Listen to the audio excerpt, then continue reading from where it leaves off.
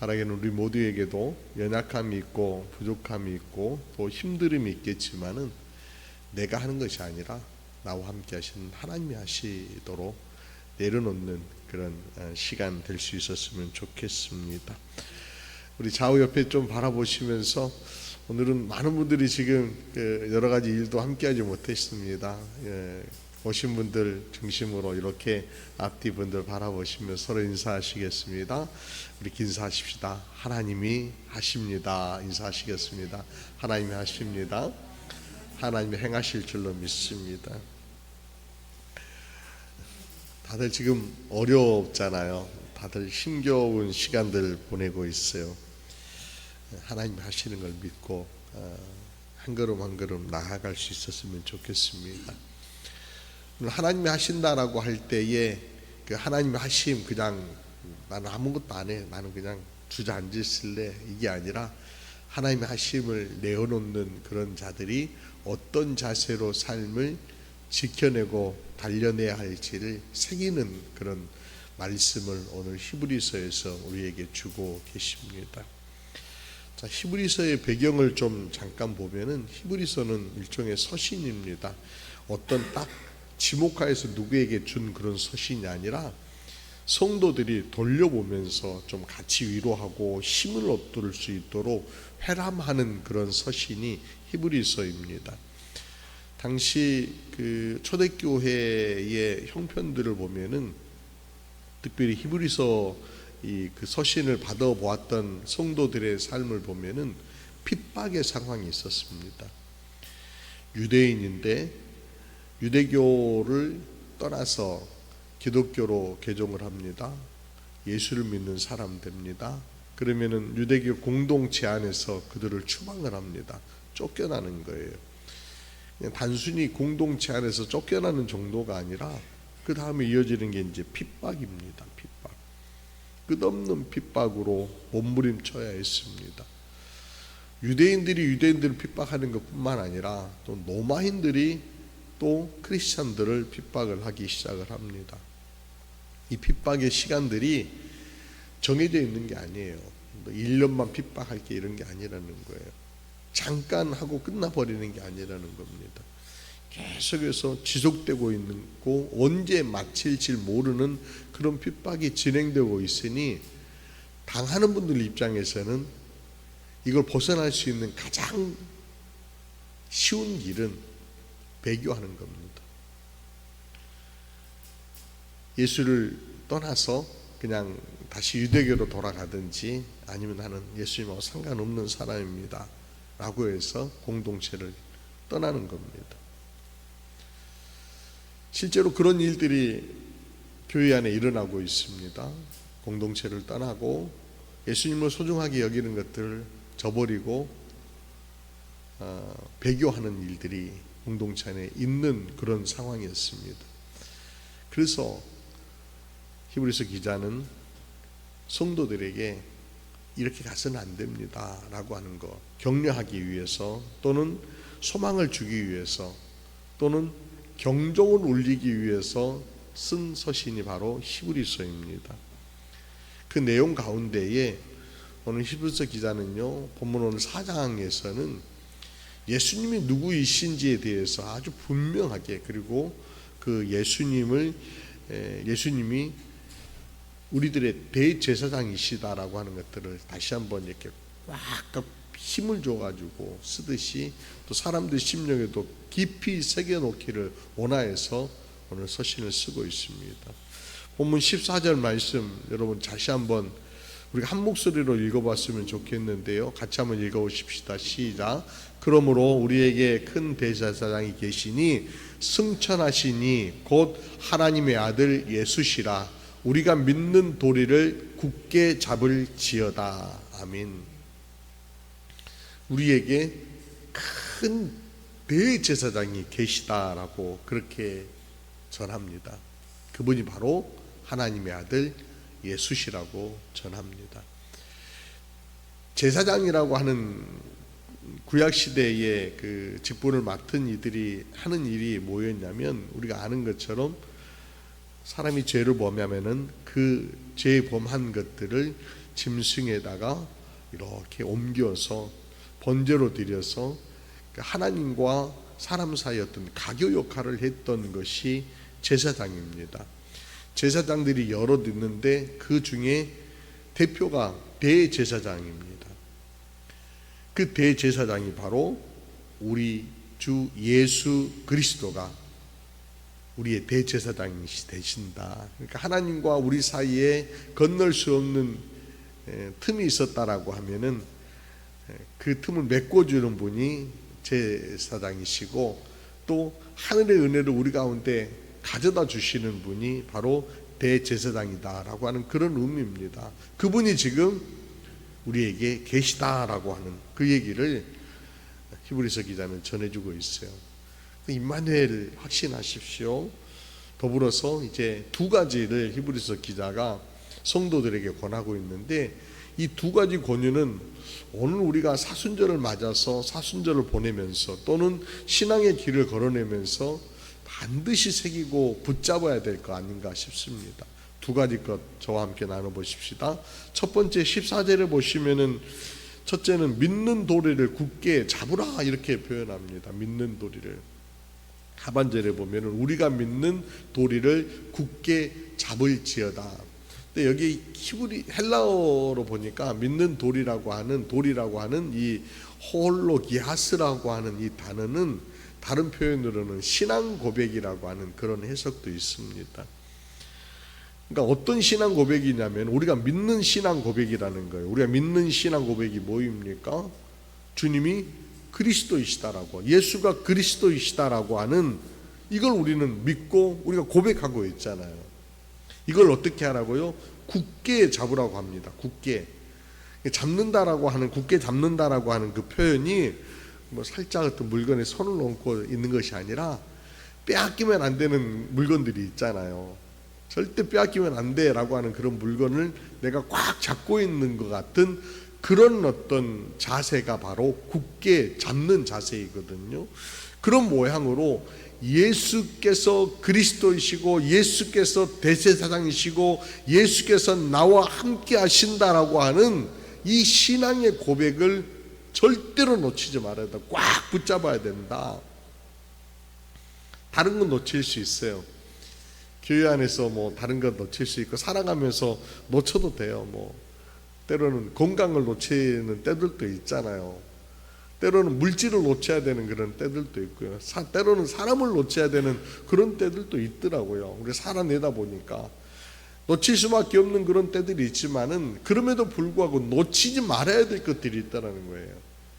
신앙 안에서 절대로 놓치지 말아야 되는 것, 꼭 붙들어야 되는 것, 그걸 지금 히브리서 기자가 얘기하는데 그게 바로 예수는 그리스도이시다라고 하는 것. 굳게 잡으라. 우리가 믿는 도리를 굳게 잡을지어다. 왜요? 왜 잡아야 돼요? 라고 그렇게 물을 수 있는데 그 답을 15절에서 전해주고 있습니다. 15절 말씀 보니까 우리에게 있는 대제사장은 우리의 연약함을 동정하지 못하실 리가 아니요, 이렇게 얘기합니다. 연약함이라고 하는 것 여러 모양으로 있습니다. 뭐 육체적으로 연약함이 있고요, 또 피곤함, 또 배고픔, 목마름, 질병, 마음의 흔들림, 몰려오는 두려움, 무기력함, 소심함, 이런 것들이요 각 개인에게 다 있습니다. 내용들이 조금씩 다를 뿐이지 저와 여러분에게 다 있지 않습니까? 마음은 원이로되 라고 하는 그런 고백하면서 영과 육이 연약함이 있다는 거예요. 제 목소리가 지금 멋지죠? 한 주간 동안 제가 연약해가지고요 감기 걸려서 몸살하는데 야, 이렇게 약하구나. 장로님이 감기 걸리시고 올해 감기는 호락호락하지 않습니다 라고 그렇게 말씀하셨는데 이게 만만치 않네요. 약을 먹어도 약간 수그러드는 것 같다가 다시 또 이렇게 다시 일어나고 그럽니다. 그런데 나의 이 연약함을 주님이요 동정하지 못하실 분이 아니라는 거예요. 동정하신다는 거예요. 동정한다라고 하는 것은 다른 표현으로 보면은 공감한다, 알고 계신다, 그런 표현인 거죠.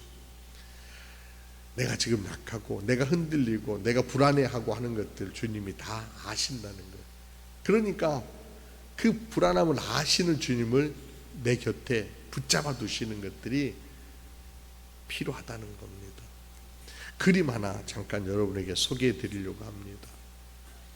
이 그림은요, 프랑스 콜마르라고 하는 동네에 운터 린텐 미술관에 전시되어져 있는 그림인데, 이젠하임이라고 하는 동네에 그 안토니오 수도원이라고 수도원이 있었는데, 그 수도원 성당 안에 있었던 그 제단화를 미술관에 옮겨서 전시하고 있는 거라고 합니다. 이 그림을, 제단화를 그린 분이 독일 화가였던 마티아스 그리네 발트라고 하는 분이 제단화를 그 목판 유채화로 이제 그린 그림이라고 해요. 평범한 제단화로 이렇게 생각할 수 있는데, 뭐 흔히 볼 수 있는 그 예수 그리스도의 십자가 달림으로 이렇게 보실 수 있는데, 이 그림에서 아주 특이한 게 한 가지가 있어요. 예수님께서 십자가를 달리셨는데 예수님의 몸을 이렇게 확대해 가지고 쭉 보면은 예수님이 피부병이 있는 모습이 십자가에 피부병이 있으신 채로 십자가에 달리신 모습을 그림으로 그려놨다는 거예요. 그래서 몸의 여러 부분에 붉은 점이 막 이렇게 있고요, 다리 쪽에는 이렇게 괴사가 되어져서 이렇게 그림이 그려져 있었다고 해요. 이렇게 그린 이유가 있다고 합니다. 그 안토니오 수도원이라고 하는 이 수도원은 주로 이제 피부병으로 고생하시는 분들이 나음을 좀 구하기 위해서 찾던 그런 수도원이라고 해요. 당시에 그 16세기, 뭐 15세기에 유럽 쪽에 그 무도병이라고 하는 그 병이 많이 이렇게 사람들 가운데 있었는데, 이 무도병이라고 하는 것은 그 주로 호밀이나 혹은 곡식 가운데 있는 곰팡이, 곰팡이가 있는데, 곰팡이 가운데 있는 맥각이라고, 맥각균이라고 하는 이게 곰팡이가 있는데, 이 곰팡이균을 먹게 되면은 그 몸으로 이렇게 몸 안에 그 축적이 돼가지고 그게 바깥으로 드러나는 그런 질병이라고 해요. 그래서 무도병이 생기게 되는데, 이 무도병에 걸리게 되면은 얼굴에 이제 막 붉은 이렇게 막 반점, 검붉은 것들이 막 이렇게 튀어오르게 되고요. 또 몸은 이렇게 불타는 듯한 그런 막 그 고통, 혈관이 막혀서 그런다고 해요. 그 곰팡이균이 혈관을 이렇게 막히고 또는 수축시켜서 혈액을 이동하는데 못하게 하니까 그냥 막 몸이 그냥 뜨겁게 달아오른다는 거예요. 그래서 가만히 있지 못하고 경련이 일어나고요. 그 경련이 일어나면서 막 엉뚱한 얘기를 하고요.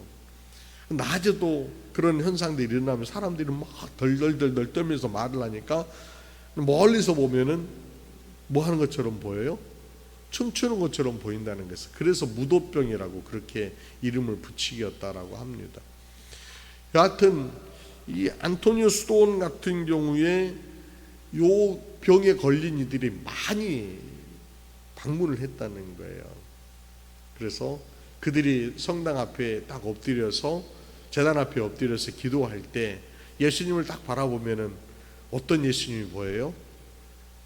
나와 같은 병에 걸려서 십자가에 달려 계시는 예수님이 눈에 들어온다는 거예요. 그래서 화가는 또는 그때 그 찾는 분들에게 전해주고 싶은 메시지는, 예수님은 바로 우리의 연약함을 담당하신 분이시다. 예수님은 나와 함께 고통을 받으시는 분이시다. 예수님은 나의 연약함을 아시는 분이시다. 너의 짐을 대신 지고 계시고 너의 아픔을 이해하시고 결코 너는 혼자가 아니다라고 하는 그런 메시지를 사람들에게 전했다는 겁니다. 예수님이 바로 그리스도이시고, 예수님을 꼭 붙들어야 되는 이유는 지금 나의 연약함을 주님이 아시기 때문에 내가 그 주님을 붙들어야 된다는 거예요. 내 연약함을 그 누구도 잘 모를 수 있지만은 주님은 나의 연약함을 아십니다. 그러므로 여러분 굳건한 신앙 고백으로 무장하시고 그 예수님을 꼭 붙드셔서 여러분과 함께 하시도록, 아니 그 예수님과 여러분이 함께 하시도록 그런 걸음들을 걷는 여러분 모두가 되시기를 바랍니다. 두 번째는요, 히브리서 기자가 오늘 본문에서 우리에게 전해주고 있는 두 번째는 은혜의 보좌로 담대히 나아가라 전합니다. 16절 말씀 보면은 그러므로 우리는 긍휼하심을 받고 때를 따라 돕는 은혜를 얻기 위하여 은혜의 보좌 앞에 담대히 나아갈 것이니라. 심판의 보좌가 아닙니다. 은혜의 보좌입니다. 그리스도의 어떤 구속의 사역을 통하여서 이미 완성하시고 이미 활짝 열어놓고 접근이 가능하도록 그 은혜의 보좌의 문을 활짝 열어주셨습니다. 그리고 나아가라라고 그렇게 얘기를 합니다. 우리가 구원받은 자녀이지 않습니까? 앞으로 구원받을 자녀가 아니에요. 예수가 그리스도이심을 고백하는 자녀들, 예수 그리스도께서 나의 삶의 주인이시다라고 고백하는 자들, 그들에게는 이미 하나님의 자녀가 되는 권세를 주셨다라고 그렇게 성경은 우리에게 약속합니다. 그 자리로 나아가도록 길을 열어주셨다는 거예요. 그런데 나아가지 않고 멀찍이 서가지고 주어진 어떤 영적인 특권을 내팽개치거나 사용하지 못하는 그런 경우들이 많이 있더라는 거예요. 그래서 은혜의 보좌 앞으로 너가 가지고 있는 그 지혜를 가지고 나아가라. 그 자리에는 뭐가 있는지 디모데전서 1장 14절 말씀 보면은 이렇게 말씀합니다. 우리 주의 은혜가 그리스도 안에 있는 믿음과 사랑과 함께 넘치도록 풍성하도다. 넘치도록 풍성하도다. 이런 은혜가 이미 하나님께서 우리에게 주시려고 쌓아놓은 곳이 있는데 바로 거기가 은혜의 보좌라고 하는 것입니다. 그 은혜의 보좌 앞으로 나아가라라고 하는 겁니다.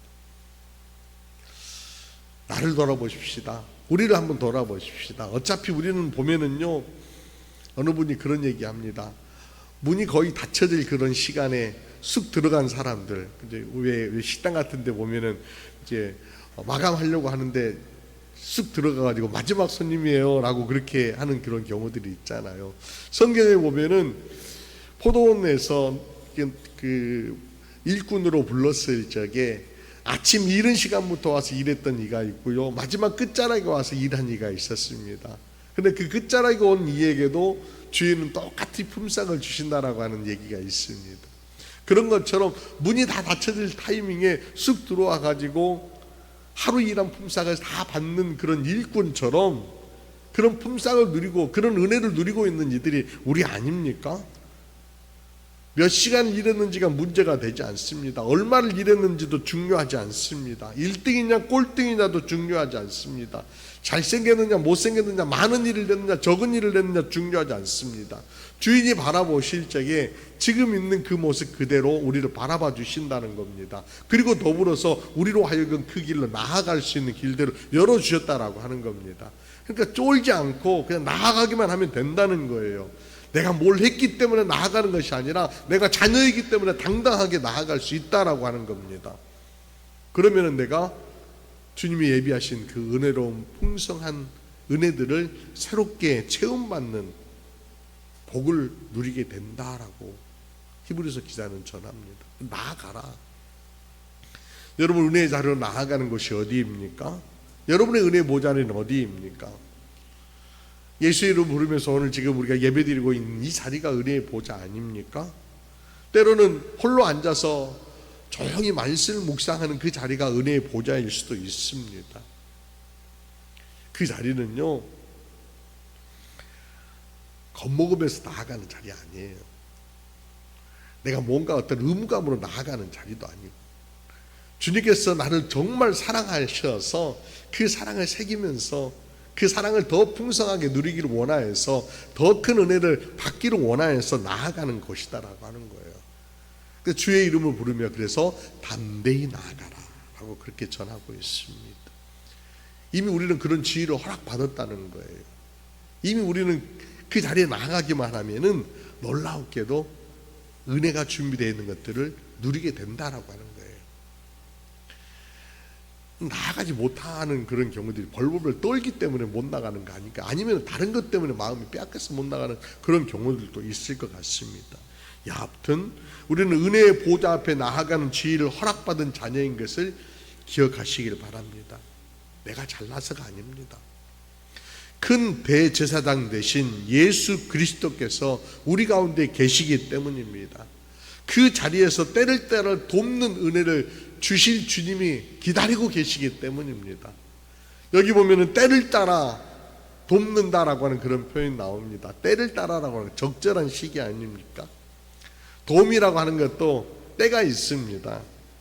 때가 굉장히 중요합니다. 때를 따라 받아야지 그 효력이 아주 증대되는 것 같습니다. 하나님의 보좌 앞에 나아갈 때에 하나님께서는 꼭 필요한 때에 가장 적절한 시기에 우리에게 도움을 주신다라고 말씀을 하십니다.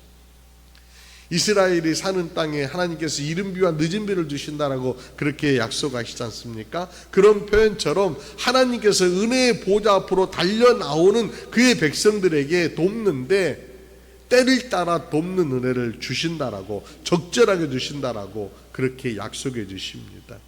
그분은요, 도움을 필요한 때가 지난 후에 주시는 분이 아니시라는 겁니다. 부랴부랴 도움의 손길을 펼치는 법도 없으십니다. 적절한 시기에, 가장 적절한 타이밍에 놓치지 아니하고 도와주시는 분이십니다. 이 돕는다라고 하는 그런 표현을 보니까 그 주석에 재미있는 그런 표현이 나와 있어요. 보에데미안이라고 하는 이 표현은 돕기 위해 달려간다, 이런 표현 나왔어요.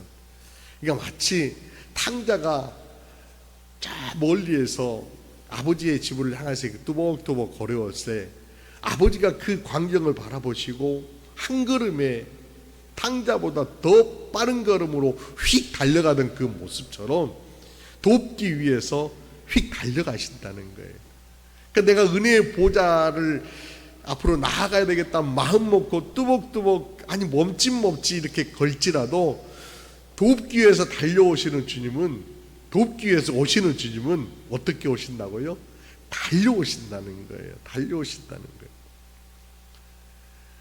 그러므로 여러분들 놓치지 않고 은혜의 보좌 앞을 사모하시는 여러분 될 수 있었으면 좋겠습니다. 그 은혜의 보좌 앞에 나아가기가 여러 가지 다양한 방법들이 있어요. 말씀을 통하여 나아가고, 근데 대표적으로 우리가 공통적으로 은혜의 보좌 앞에 나아가기는 기도하기 아닌가 싶어요. 근데 성경을 보면은 기도하여서 복 누리는 이들이 얼마나 많습니까? 일일이 다 열거하지 않더라도 기도하여서 기도의 단을 쌓아서 응답받고 문제 해결받는 그런 이들이 얼마나 많이 있습니까? 노아가 홍수 위에 단을 쌓아서 하나님 앞에 드릴 적에 그와 그 자녀에게 하나님이 복 주시는 장면이 나옵니다. 아브라함이 가나안에 들어가서 단을 쌓고 하나님의 이름을 부를 적에 하나님께서요 그 예배하는 땅들을 그에게 주시는 장면이 창세기에 나옵니다. 조카 롯이 위기에 처했을 적에 아브라함이 하나님을 부르며 구하고 나아갈 적에 하나님께서요 길을 안내해 주시는 것을 우리가 성경을 통해 봅니다. 야곱이요 두렵고 떨리는 마음으로 야복나루를 먼저 가족들을 건너게 하고 그 밤에 하나님의 사자와 씨름하고 난 이후에 그의 이름이요 바뀌지 않습니까? 그리고 분이엘, 하나님을 대면하여 보는 은혜를 그가 누리게 됩니다. 모세가 전쟁 중에 전쟁하고 있는 이스라엘을 향하여서 손들고 기도할 적에 아말렉과의 싸움에서 승리케 하시는 하나님 우리가 봅니다. 나라가 무너졌어요. 성벽이 다 무너졌는데 에레비아 마음 가운데 기도해야 되겠다라고 하는 그런 충동이 생겨 하나님을 구할 적에 하나님께서 왕의 마음을 움직이시고 사람들의 마음을 하나 되게 하시고 감당할 수 있는 능력을 주셔서 예루살렘 성벽을 느헤미야로 하여금 재건케 하십니다. 히스기야가 병들어 죽게 되었었을 적에 그 얼굴을 벽으로 향하고 하나님께 구하고 눈물을 흘려 통곡할 적에 그 은혜 보좌 앞에 나아갈 적에 하나님께서는 그의 생명을 연장시켜 주시는 것을 봅니다. 성경에는요 무수히 많은 은혜의 보좌 앞에서 은혜를 누렸던 이들의 이야기가 가득합니다. 사랑하는 여러분, 우리도 그런 은혜가 있기를 원합니다. 특별히 사순절을 이제 맞아서 달려내고 있습니다. 사순절 기간 동안 우리 주님께서 우리 가운데 함께 하시는 것을 새기는 시간, 나의 연약함을 아시고 나의 연약함을 멸하여 주시기 위하여서 또 연약함을 온전함으로 세워주시기 위하여서 십자가 지셨던 그 길들을 묵상하는 그런 시간, 그 자리에 나아가서 기도함으로 우리 가운데 은혜가 체험받는 그런 사순절 절기가 되어졌으면 좋겠습니다. 기억하십시다. 우리에게는 큰 대제사장이신 예수님이 계십니다. 그분은요, 우리의 연약함을 공감하십니다. 우리가 그분을 붙들고 그분께 나아가면은, 은혜의 보좌 앞에 나아가면은 때를 따라 돕는 은혜를 우리에게 부어주신다라고 약속해 주고 계십니다. 여러분 모두가 사순절 기간 동안에 회복의 은혜가 풍성해지는 그런 사순절이 되어지시기를 주의 이름으로 축원드립니다. 기도드리시겠습니다. 거룩하신 주님, 사순절이 시작되었습니다. 오직 주님만을 바라보는 절기가 되어지기를 원합니다. 대제사장이신 예수 그리스도께서 우리와 함께 하심을 새기는 시간 되게 하옵소서. 나의 연약함을 아시고 동정하시는 예수 그리스도께서 나의 구주이심을 확신하며 선언하고 은혜의 보좌 앞에 담대히 나아가게 하옵소서. 주님, 때를 따라 돕는 은혜를 부어주시마 약속하셨는데 그리하심으로 각자가 만난 안개와 터널에서 벗어나게 하시고 더 신실함과 거룩함으로 단장하여 세상의 향기를 바라고 그리스도께 영광을 올려드리는 복된 걸음 될 수 있도록 주장하여 주옵소서. 우리의 대제사장이신 예수 그리스도의 이름으로 기도합니다. 아멘. 아멘.